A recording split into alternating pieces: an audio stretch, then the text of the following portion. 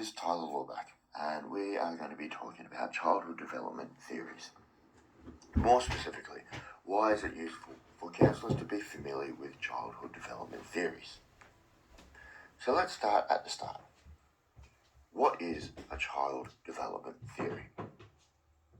A child development theory is an attempt to explain observed behaviour and development within children, how they grow, develop and behave within their environments and genetics. Then interpretations are made over observations to gain a greater understanding and explanations to the children in question. It is important to know that child development theories are not universal, or even seen to be suggesting the same points. Very often, you'll see that theories are competing against one another and have opposing views over the same subject matter. So why is it useful for counsellors to be familiar with childhood development theories? Knowledge over childhood development theories can help a counsellor identify the stages of development of a child client to better determine the level of understanding the child will have during engagement. One such theory that attempts to explain this is maturation theory. This is explained in a journal, Theories of Child Development and the Impact of Early Learning, Education and Care, written by Olivia N. Sarancho. Maturation theory introduces the term of readiness in association to the age of a child, stating that natural progression of age will determine whether a child is capable of learning specific concepts, skills, or responsibility. An example of this would be whether or not they're ready to go into kindergarten and school. However, this does not take into account intellectual disabilities and other factors such as trauma that can affect the development of a child. A counsellor needs to know why development has not occurred as expected, and childhood development theories help investigate possible answers to this. Constructivist theory is of the belief that learning is a result of the surrounding, the environment of a child. It is described also in Olivia Sarancho's journal that if a child is provided with enriched surroundings of formal and informal education, their depth of education and social skills become more advanced than those who are in an environment with limited dialect. So basically, if a child is not getting enough meaningful, in-depth stimulation, then a child may fall behind other kids who are. But what are some other factors that childhood development theories can tell us that can lead to a developmental delay in a child? Well, let's look at what is expected in successful child development. This is highlighted in a journal, and I quote, "I expect my baby to grow up to be a responsible and caring citizen." What are expected parents' hopes, dreams, and expectations of their unborn children? This is a body of research presenting a survey of expecting parents, asking them what they hope for their children once they are born, with the majority of the answers, first and foremost, that they wish their children to be healthy, having their biological needs met. Then the next most common answer was that they want their children to achieve the most desired goals in life. These answers are in line of Maslow's hierarchy of needs theory, detailed in this very journal. The hierarchy of needs theory, simply put, is a list of simple child needs put in order from one another in terms of importance. The theory suggests that once one is completed, an individual can move forward to the next stage. Now, these stages, in order of importance, you have physiological needs.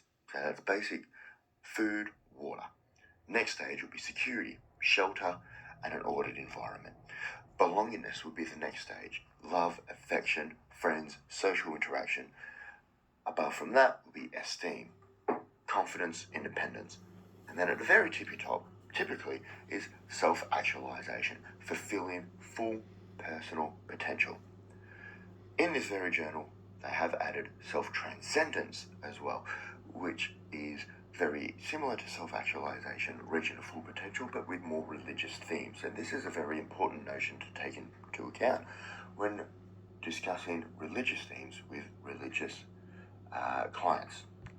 Many people don't get to reach the levels of self-actualization due to factors of life impacting the lower levels of the hierarchy. Example being safety, social isolation, and poverty.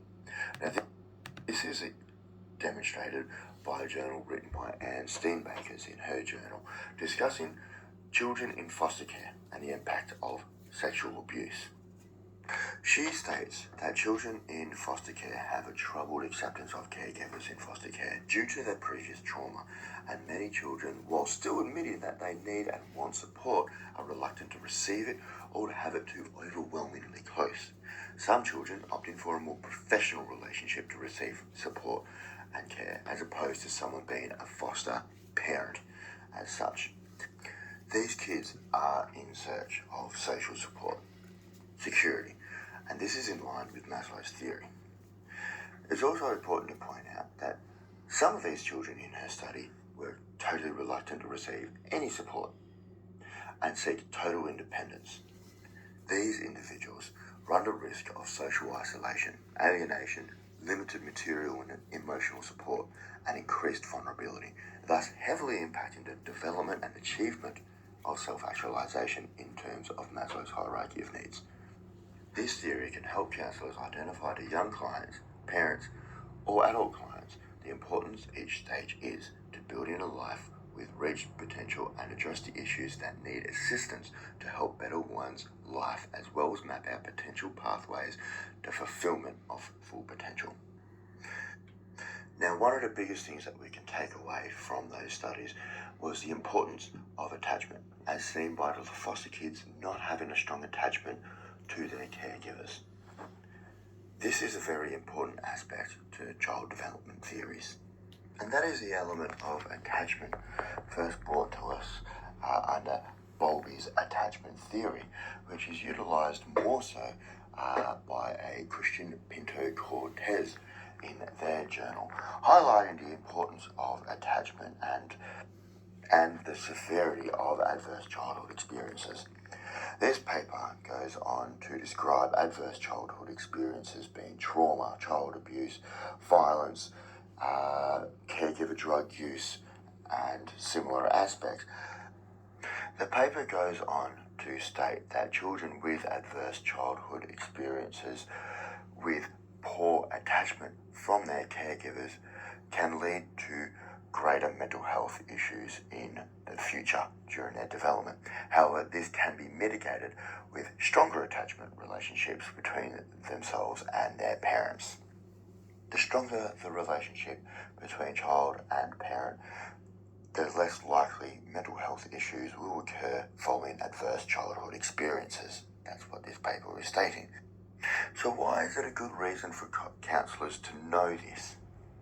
Well, if we know that poor attachment can lead to severe mental health outcomes, we know that we need to promote better attachments between parents and their kids. So that leads us into how we can promote better attachment between parents and kids. We know that engaging in play and sports with your kids can help a better attachment.